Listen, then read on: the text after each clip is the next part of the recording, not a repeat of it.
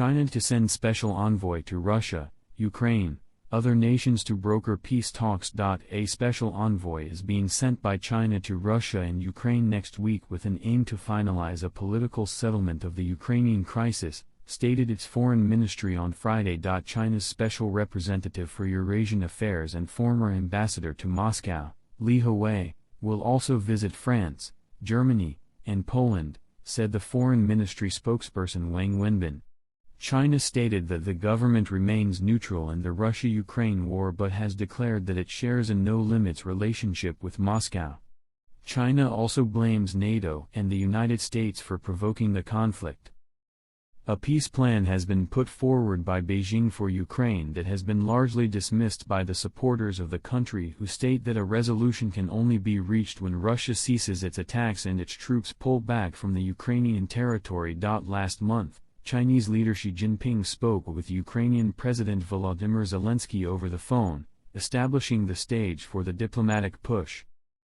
The visit of the Chinese representative to relevant countries expresses China's commitment to promoting peace and negotiations, Wang stated at a daily briefing on Friday. China wishes to prevent an escalation of the situation, Wang added. The visit of Li will start next week, but the officials have not released details of his schedule.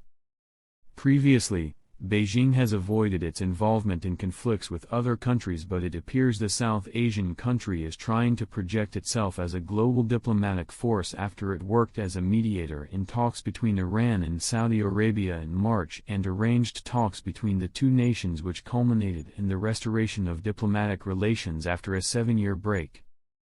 China shares friendly ties with Moscow, and the nation is also the biggest buyer of Russian gas and oil after the United States and its allies ended most purchases.